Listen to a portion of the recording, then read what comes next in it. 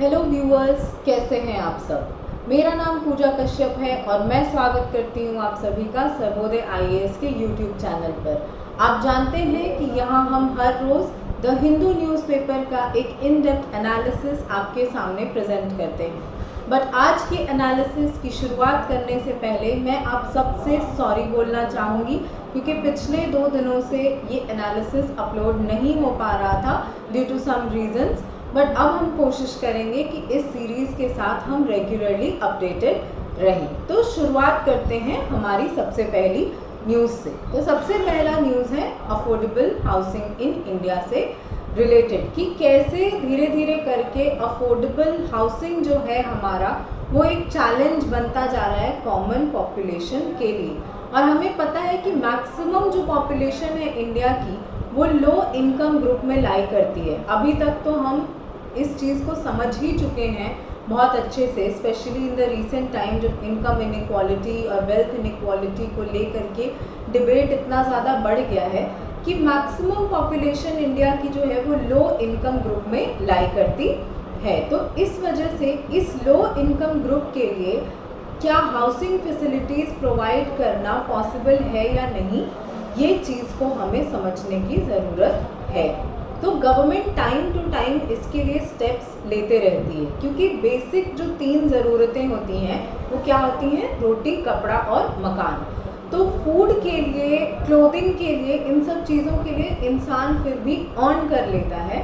But क्योंकि housing, construction, इन सब की जो प्राइसेस हैं, रियल एस्टेट, वो इतना ज़्यादा बढ़ गई हैं कि प्रेजेंट इंडिया में अफोर्डेबल हाउसिंग जो है वो एक चैलेंज बन गया है कॉमन लोगों के लिए। तो क्या क्या चैलेंजेस हैं अफोर्डेबल हाउसिंग से रिलेटेड? सबसे पहला है डिमांड वर्सेस सप्लाई गैप, कि जितनी डिमांड है हाउसिंग की उतना सप्लाई नहीं हो पा रहा है, और सप्लाई नहीं हो पा रहा है तो उसके कुछ अपने अलग कारण हैं। तो सबसे पहला ये जो डिमांड है तो वो इसका एक डेटा है गवर्नमेंट का जो कहता है कि 2012 में जो हाउसिंग की शॉर्टेज थी वो थी 18.78 मिलियन हाउसेस, और वहीं 2020 की स्टडी में कहा गया कि 2018 में ये हो गया था 29 मिलियन। यानी मात्र 6 इयर्स के स्पैन में ये जो इंक्रीज़ थी वो 54% की इंक्रीज़ हमें देखने को मिली थी इन हाउसिंग शॉर्टेज। तो बहुत ज़रूरी है कि अगर अफोर्डेबल हाउसिंग प्रोवाइड करना है तो इस डिमांड और सप्लाई के मिसमैच को हमें सही करना होगा। दूसरा है राइजिंग कंस्ट्रक्शन कॉस्ट, कि धीरे धीरे करके जो construction materials, labour charges, machines वगैरह की चार्जेस, ये सारी चार्जेस जो हैं वो बढ़ते जा रहे हैं। तो उस हिसाब से अफोर्डेबल हाउसिंग बनाना, अफोर्डेबल हाउसिंग से आप समझ सकते होंगे कि क्या होगा। घर जो होगा वो छोटा घर होगा जिसमें जो कुछ लोग जो हैं वो रह सकते हैं आराम से, ताकि उनके ऊपर सिर्फ एक छत रहे। कोई लग्जूरियस बिल्डिंग तो बना के देगा नहीं अफोर्डेबल हाउसिंग के नाम पर। तो आगे हम समझेंगे कि अफोर्डेबल हाउसिंग को गवर्नमेंट कैसे डिफाइन करता है, पर अभी के लिए समझिए कि एक छोटा सा घर बनाने के लिए उतना कॉस्ट लगाने के लिए कोई भी बिल्डर या कंस्ट्रक्टर जो है वो तैयार नहीं होता है। नेक्स्ट फिर से है mismatch between supply and demand, कि गवर्नमेंट के हिसाब से अफोर्डेबल हाउसिंग का मतलब होता है कि 60 स्क्वायर किलोमीटर से नीचे के जो घर होते हैं उनका जो एरिया होता है 60 स्क्वायर किलोमीटर से नीचे का, उन घरों को हम अफोर्डेबल हाउसिंग के रेंज में डालते हैं। But according to a study जो डिमांड है मैक्सिमम वो इस रेंज में नहीं है, बल्कि मीडियम सेगमेंट के जो हाउसेस होते हैं उस सेगमेंट के हाउसेस का डिमांड ज़्यादा है। इसीलिए ये जो घर हैं 60 किलोमीटर स्क्वायर जिनका प्राइस मैक्सिमम 45 लाख रुपीस तक होना चाहिए, उससे ज़्यादा नहीं, उस सेगमेंट के हाउसेस का डिमांड जो है वो उतना नहीं बढ़ रहा है जितना मीडियम सेगमेंट के हाउसेस का डिमांड बढ़ रहा है। तो ऑब्वियस सी बात है कि जो बिल्डर्स होंगे वो भी मीडियम सेगमेंट के हाउसेस के ही को ज़्यादा बनाएंगे, क्योंकि उनका डिमांड ज़्यादा है।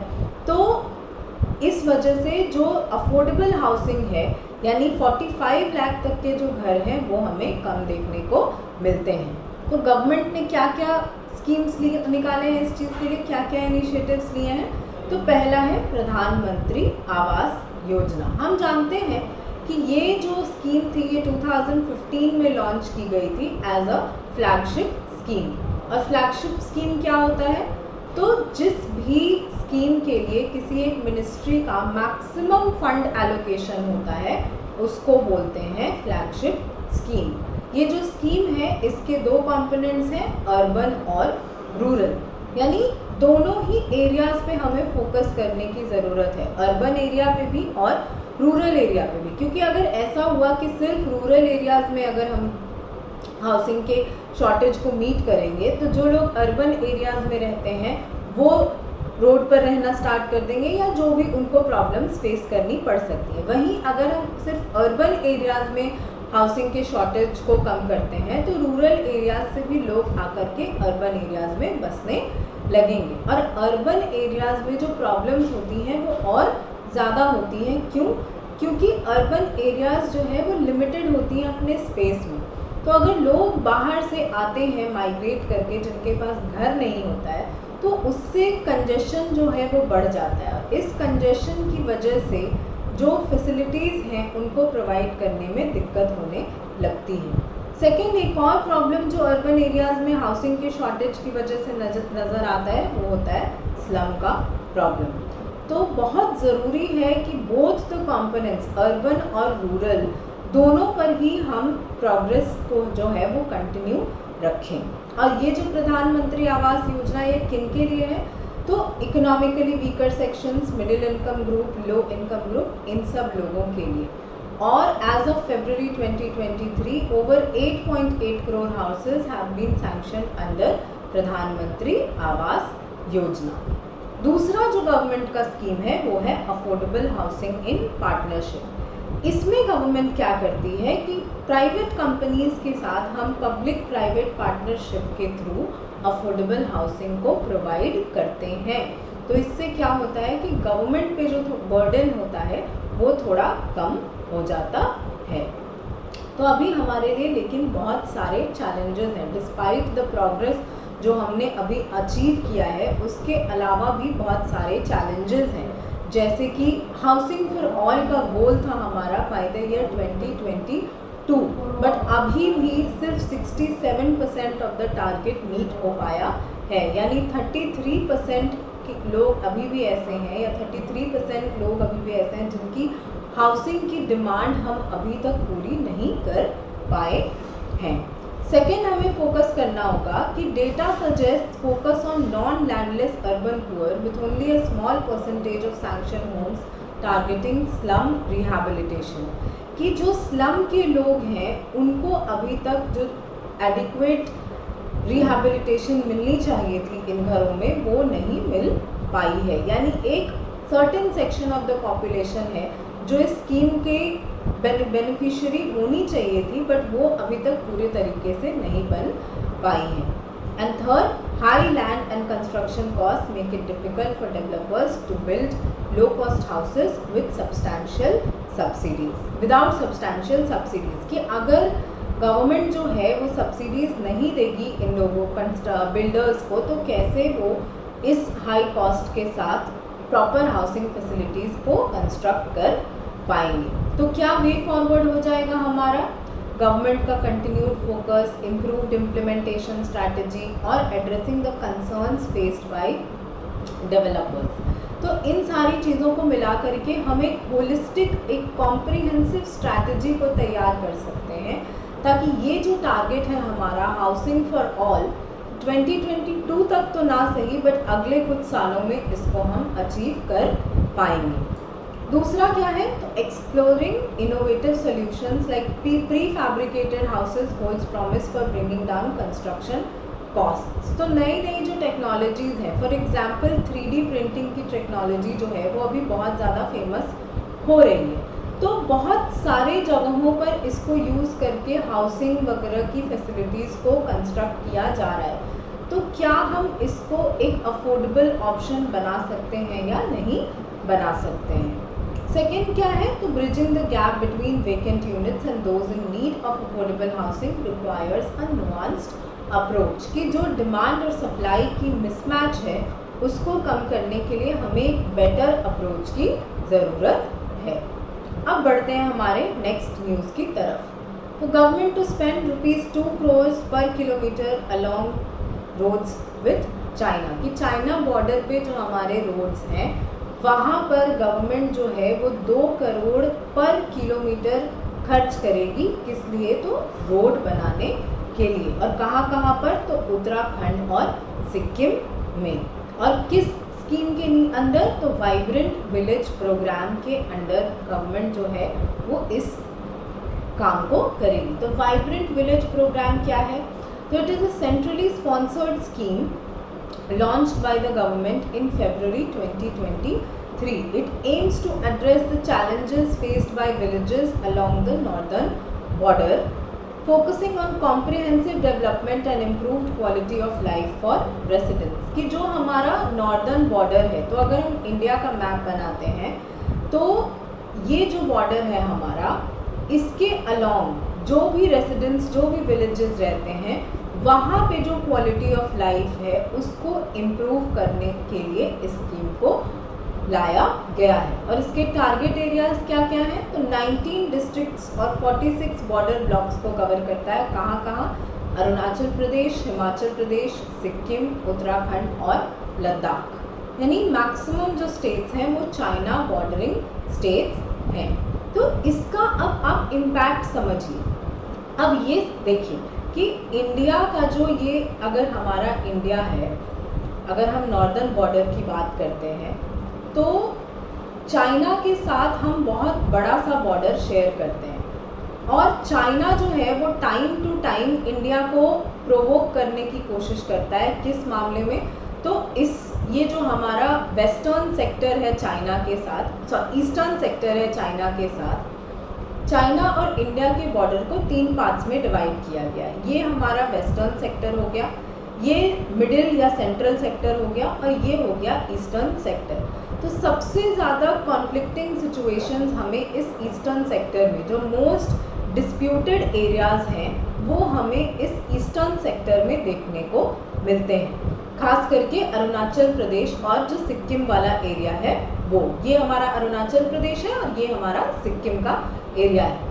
तो टाइम टू टाइम चाइना के आप एक्शंस, अगर आप न्यूज़पेपर्स को रेगुलरली फॉलो करते हैं तो आप देखते होंगे कि चाइना कभी क्या करता है कि अरुणाचल प्रदेश के विलेजेस को नाम दे देता है या किसी एरिया में क्लेम करने लगता है। अभी 2020 में जब कोविड का टाइम चल रहा था, उस समय चाइना ने यहाँ जो पैंगोंग त्सो लेक है लद्दाख में, वहाँ पे हमें क्लैशेस देखने को मिले थे इंडियन आर्मी के साथ। तो कुछ ना कुछ जो है वो चाइना क्या है करता रहता है इंडियन बॉर्डर्स पे डिस्टर्बेंस क्रिएट करने के लिए। तो अब जो गवर्नमेंट की ये स्ट्रैटेजी है वो ये है कि ये जब लद्दाख हो गया, ये हमारा उत्तराखंड और हिमाचल प्रदेश वाला एरिया हो गया, ये सिक्किम हो गया और ये हो गया हमारा अरुणाचल प्रदेश। तो इन एरियाज़ में जो भी विलेजेस हैं उन सब में जो क्वालिटी ऑफ लाइफ है वो इतना अच्छा कर देना है कि जो लोग हैं वो वहाँ पे ज़्यादा से ज़्यादा बसना शुरू कर दें, ताकि अगर वहाँ पे टाइम टू टाइम मूवमेंट होती रहेगी, लोग रहेंगे, तो जो ट्रूप इनकर्जन है बाय चाइना उसको हम एलिमिनेट कर सकते हैं। तो ओवरऑल जो ऑब्जेक्टिव है वाइब्रेंट विलेजेस प्रोग्राम का वो यही है कि जो चाइनीज़ थ्रेट है फ्रॉम द नॉर्दर्न बॉर्डर उसको हम मिटिगेट कर सकें, क्योंकि सबसे वल्नरेबल अगर कोई सेक्शन है तो वो है हमारा नॉर्दर्न बॉर्डर। क्यों? तो चाइनीज़ थ्रेट की वजह से। तो इस वजह से इस प्रोग्राम को लॉन्च किया गया था और a total of 2963 villages are included और फर्स्ट फेज में 663 विलेजेस को कवर किया गया है। तो क्या क्या ऑब्जेक्टिव्स हो जाएंगे इसके? Improved living standards. अब सिर्फ रोड्स नहीं बन रहे हैं, वाइब्रेंट विलेजेस प्रोग्राम के तहत स्कूल्स बन रहे हैं, हॉस्पिटल्स बन रहे हैं। तो इन सब से क्या होगा कि वहाँ जो लोग रहते हैं उनकी क्वालिटी ऑफ लाइफ इम्प्रूव होगी। Second, economic empowerment. अब वहाँ अगर कंस्ट्रक्शन हो रहा है, नए शॉप्स वगैरह खुल रहे हैं, तो वहीं के लोगों को एम्प्लॉयमेंट मिलेगी। तो इससे जो लोग हैं वो वहाँ से ज़्यादा अटैच्ड फील करेंगे, तो इकोनॉमिकली अगर वो एम्पावर हो जाएंगे। And last is reduced out migration, कि अगर वहीं पे उनको सारी अपॉर्चुनिटीज़ मिल जाएगी तो वहाँ से वो बाहर नहीं जाएंगे। और क्या क्या फीचर्स हैं इस प्रोग्राम के, तो पहला है कम्युनिटी ड्रिवन अप्रोच, कि जो भी प्लानिंग होगी इन चीज़ों को लेकर के उसमें जो कम्युनिटीज़ हैं यानी जो ग्राम पंचायत है वो इम्पॉर्टेंट हिस्सा होंगे to create vibrant village action plans, ताकि कोई भी तरीके का रीडेवलपमेंट हो या डेवलपमेंट हो उसमें जो कॉमन लोग हैं उनको कहीं से भी हानि ना हो। And second is focus on sustainability, क्योंकि आप खुद देखिए कि ये जो पूरा एरिया है ये हिली रीजन्स हैं और हिली रीजन्स की जो इकोसिस्टम होती है वो बहुत फ्रेजाइल होती है, इसीलिए बहुत ज़रूरी है कि अगर यहाँ इस बॉर्डर के अलोंग कुछ कंस्ट्रक्शन हो तो वो सस्टेनेबल तरीके से हो, ताकि यहाँ की नॉर्मल इकोसिस्टम को किसी तरीके का कोई थ्रेट ना पहुँचे। ठीक है, समझ गए आप सब। अब देखते हैं हम अपना नेक्स्ट न्यूज़ आइटम। ये है panel flags poor progress in reversing coal mining damage in Meghalaya. तो अब इसको समझने से पहले इस तस्वीर को देखिए, थोड़ा हम जूम करते हैं इसको, कि ये जो फोटो है इससे आपको कुछ याद आ रहा है? अगर घर में कभी आपके चूहा आता है तो कभी आपने उसका बिल देखा है जिसमें वो रहता है, वो कुछ ऐसा सही रहता है ना, जिसके अंदर चूहा घुस जाता है और फिर निकलता है अपना जब भी उसको निकलना होता है। तो इस पूरे प्रोसेस को, ये जो एक पहाड़ है और इसमें ऐसे बहुत सारे होल्स बने हुए हैं चूहे के बिल जैसे, इसको यूज़ किया जाता है माइनिंग के लिए और इस प्रोसेस को बोलते हैं रैट होल माइनिंग। और ये इतना डेंजरस प्रोसेस है कि 2014 में नेशनल ग्रीन ट्रिब्यूनल ने इसको बैन कर दिया था इंडिया में। बट अभी भी बहुत सारे ऐसे स्टेट्स हैं, खास करके नॉर्थ ईस्टर्न स्टेट्स, जो कि इस प्रैक्टिस को अभी भी फॉलो कर रहे हैं, जिसके लिए एक 1 मेंबर पैनल बनाया गया था कि बैन का जो एनफोर्समेंट है वो किस हद तक हो पाया है, इसको स्टडी करने के लिए।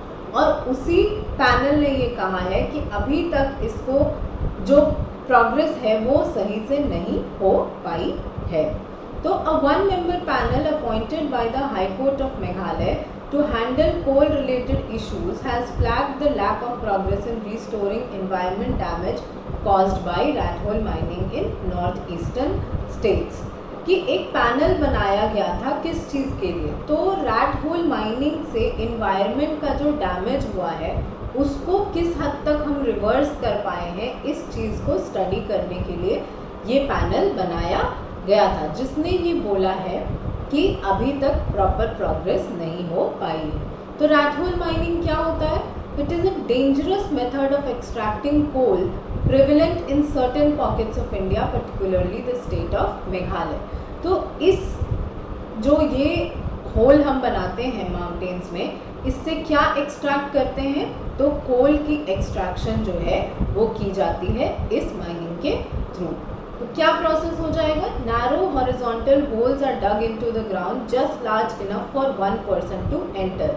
यानी ये जो होल है इसमें एक इंसान जो है वो एंटर करेगा और ये जा कर के पत्थर तोड़ करके अंदर से जो भी मिनरल्स निकालने हैं वो निकाल के लेकर आएगा। अब आप खुद सोचिए कि ये प्रोसेस कितना डेंजरस हो सकता है कि एक पहाड़ है जिसको आप नीचे से तोड़ रहे हैं और उसके बाद उसमें एक इंसान को एंटर करवाते हैं, तो उस इंसान के लिए ये कितना डेंजरस प्रोसेस है, उसकी ज़िंदगी कितने बड़े खतरे में रहती है, इस चीज़ को समझना बहुत ज़्यादा ज़रूरी है। तो और सेकंड इसमें क्या होता है कि माइनर्स डिसेंड यूजिंग रोप्स और bamboo ladders and extract coal manually with basic tools like pickaxes and shovels, कि इनको मशीन भी नहीं दी जाती है, ये मैनुअली ही छोटे छोटे टूल्स को यूज़ करके, जो बहुत बेसिक टूल्स होते हैं उनको यूज़ करके इन होल्स में से कोल को एक्सट्रैक्ट करते हैं। And this coal is then transported out in baskets through small openings. उसके बाद छोटे छोटे बास्केट्स डाले जाते हैं और उनसे ये जो कोल है वो बाहर निकाला जाता है। तो क्यों बैन किया गया था इसको? तो सबसे पहला बहुत डेंजर होता है माइनर्स की लाइफ्स को। The tunnels are unstable and prone to collapse, क्योंकि वो पहाड़ है। अगर आप पहाड़ को बीच से ऐसे काट देंगे या उसको उसमें होल बना देंगे तो हमेशा ये खतरा रहेगा कि कभी भी वो कोलैप्स कर सकता है और बहुत सारे एक्सीडेंट्स और फेटलिटीज़ इसकी वजह से देखने को मिलती हैं। सेकेंड इज एनवायरमेंटल डैमेज, कि अब अगर वो पहाड़ कोलैप्स कर जाता है ड्यू टू सर्टेन रीज़न तो उससे लैंडस्लाइड्स वगैरह का खतरा बढ़ जाता है, प्लस जो नेचुरल इकोसिस्टम है उसको आप बर्बाद कर रहे हैं। और इन सब चीज़ों की वजह से जो वाटर का जो कोल डस्ट है उसकी वजह से वाटर पोल्यूशन हो रहा है, डिफॉरेस्टेशन हो रहा है। तो ये सारी चीज़ें जो हैं इस वजह से रैट होल माइनिंग को बैन किया गया था। सॉल्यूशंस क्या क्या है? तो इसके अलावा जो सस्टेनेबल ऑल्टरनेटिव्स हैं उसको हम यूज़ कर सकते हैं, एनफोर्समेंट को और ज़्यादा स्ट्रॉन्ग कर सकते हैं, प्लस कम्युनिटी डेवलपमेंट कर सकते हैं कि जो माइनर्स हैं उनको एजुकेट किया जाए कि ये प्रोसेस जो है वो कितना डेंजरस हो सकता है, तब जाकर के कहीं हम ये जो प्रोसेस है इसको ख़त्म कर सकते हैं। तो नेक्स्ट न्यूज़ पे बढ़ने से पहले मैं आपको बता दूं कि अगर आप यूपीएससी और बीपीएससी की तैयारी करना चाहते हैं तो सर्वोदय आईएएस के पास एक सुनहरा ऑफर है जहां हम ऑनलाइन प्रिपरेशन सिर्फ ₹1 के शुल्क में करवा रहे हैं। तो अभी जाकर के ऐप डाउनलोड करिए और जो फ्री लेक्चर्स हैं उनको आप देखिए, और अगर आपको लगता है कि हम इस इनिशिएटिव में सक्सेसफुल हैं तो जाकर के रेटिंग भी आप दे सकते हैं। तो अब आते हैं हमारे एडिटोरियल पर। आज का बस एक ही एडिटोरियल इम्पॉर्टेंट है जो कि है investment lessons from India EFTA trade deal. तो मार्च 2024 में इंडिया और European union free trade union जो है EFTA उनके बीच में एक trade and economic partnership agreement हुआ था जिसको टेपा बोलते हैं, और कॉमन लैंग्वेज में इसको हम FTA भी बोल सकते हैं जो कि इंडिया में यूज़ किया जा रहा है। तो India signed significant free trade agreement with European free trade association in March 2024, और इससे EFTA कंट्रीज जो कि है आइसलैंड, लिechtenstein, नॉर्वे और स्विट्ज़रलैंड, इन 4 कंट्रीज से जो हमारा ट्रेड है उसको बूस्ट मिलेगा। Notably India agreed to include provisions on environment and labour which it previously opposed in trade deals, कि पहले जिन प्रोविजंस को हमने अपोज किया था उन प्रोविजंस को इसमें इंक्लूड किया है। अब ये जो डील है उसमें एक चैप्टर है इन्वेस्टमेंट चैप्टर, और ये इन्वेस्टमेंट चैप्टर क्या कहता है? तो this focuses a unique investment chapter focusing on investment facilitation not protection, कि कैसे हम इन्वेस्टमेंट को इंडिया में ला सकते हैं, ना कि इन्वेस्टमेंट को कैसे प्रोटेक्ट कर सकते हैं, इस पे इस चैप्टर का फोकस है। इन्वेस्टमेंट प्रोटेक्ट करना मतलब कि जो इन्वेस्टमेंट एक बार आपके पास आ गई, कोशिश ये करनी है कि उसको कहीं पुल बैक ना किया जाए। सेकेंड क्या है? तो EFTA कंट्रीज हैव प्लेज्ड और to aim to increase FDI in India by $100 billion over 15 years and create 1 million jobs, कि अगले 15 सालों में ये जो 4 कंट्रीज़ हैं ये मिल करके इंडिया में $100 बिलियन का इन्वेस्टमेंट करेंगी और 1 मिलियन जॉब्स जो है वो जनरेट करेंगी। कहाँ? तो इंडिया में। तो अगर जिस तरीके से इस डील को लिखा गया है ये उस हिसाब से इम्प्लीमेंट हो जाती है तो it will make a huge difference in Indian economic environment. But अगर नहीं हो पाती है तो उसके लिए भी प्रॉपर प्रोविजंस जो हैं वो इस फ्री ट्रेड अग्रीमेंट में होने चाहिए थे। तो this obligation of conduct requires them to make a sincere effort to these goals but doesn't guarantee the outcome, कि इन कंट्रीज़ को सिंसियर एफर्ट करना है बट ये जो आउटकम है ये गारंटीड नहीं है, यानी ऑब्लिगेशन नहीं है इन कंट्रीज़ पर कि आपको ऐसा करना ही करना है, बट कोशिश पूरी करनी है कि ऐसा हो जाए। तो this approach is seen as a positive step and as a potential template for future FTAs कि फ्यूचर के लिए ये एक डायरेक्शन इंडिया को दे रहा है। सेकेंड चीज़ है डीकपलिंग ट्रेड एंड इन्वेस्टमेंट कि इंडिया के जो रिसेंट एफटीएज हैं वो ट्रेड रूल्स और इन्वेस्टमेंट रूल्स दोनों को सेपरेट करते हैं, जो कि पहले प्रायर 2000 जो हमारे एफटीएज थे उनमें ट्रेड और इन्वेस्टमेंट एक ही टॉपिक के अंडर एड्रेस किया जाता था, बट अब ऐसा नहीं हो रहा है। और ये जो आर्टिकल है वो यही कहता है कि decoupling is not ideal and limits India's negotiating power. So the EFTA FTA with its investment chapter suggests a potential shift back to a combined approach कि ये जो इन्वेस्टमेंट का चैप्टर है ये पुराना जो अप्रोच था हमारा FTAs और ट्रेड और इन्वेस्टमेंट दोनों को साथ में डील करने का, उस अप्रोच पे वापस जाने की बात करता है।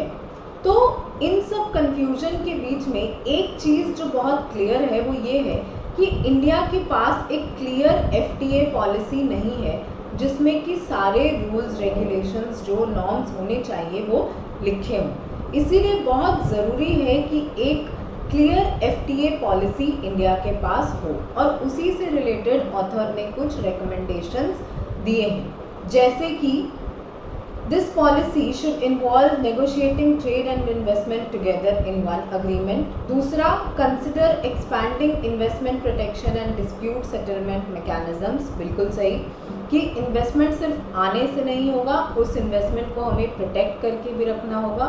और दूसरा कि अगर कभी कोई डिस्प्यूट हो जाता है दोनों कंट्रीज़ के बीच में तो उसका क्या सॉल्यूशन होगा। Third is a well-defined FTA policy is seen as a crucial for attracting foreign investment and boosting India's economic growth। कि अगर किसी कंट्री में प्रॉपर, जैसे फॉर एग्जांपल आप लीजिए कि दो दुकानों में आपको शॉपिंग करनी है, ठीक है, दो ऑप्शंस हैं आपके पास। एक दुकान है जहाँ हर चीज़ बहुत सिस्टमैटिक तरीके से रखी होती है कि कौन सी चीज़ कहाँ मिलेगी इस बारे में आपको पता है, बट जो दूसरा दुकान है उसमें हर चीज़ बस रखी हुई है। कोई चीज़ अगर बिस्किट्स रखे हैं तो उसके साथ किसी ने चावल रख दिया, दाल रख दिया, किसी ने आलू रख दिए। तो दोनों दुकानों में आप किसको प्रेफर करेंगे? जाहिर सी बात है कि जहाँ चीज़ें ऑर्गेनाइज्ड तरीके से रखी गई हैं वहाँ पे आप जाना प्रेफर करेंगे। तो वही ये चीज़ कह रहा है कि इंडिया के लिए अगर हमें इन्वेस्टमेंट अट्रैक्ट करना है तो एक क्लियर पॉलिसी एफटीए की बहुत ज़रूरी है, ताकि जो फॉरेन कंट्रीज़ हैं जो इन्वेस्टमेंट करेंगी उनको भी समझ में आए कि वो कहाँ पे इन्वेस्टमेंट करने जा रही हैं और किन किन रूल्स के साथ उन्हें अडहियर करने की ज़रूरत है। तो इसी के साथ आज का न्यूज़ एनालिसिस यहीं समाप्त होता है। अगर आप चाहते हैं कि ऐसे और वीडियोस किसी एक टॉपिक पर जो एक्सप्लेन वीडियोस हैं वो मैं बनाती रहूं, तो नीचे कमेंट सेक्शन में हमें कमेंट करके बताइए। और अगर आपको इस वीडियो का पीडीएफ चाहिए तो नीचे लिंक में दिए गए ऑप्शन से सर्वोदय IAS के टेलीग्राम चैनल को सब्सक्राइब करिए और इस पीडीएफ को आप बहुत ईजिली वहाँ से डाउनलोड कर सकते हैं। तब तक के लिए थैंक यू, जय हिंद।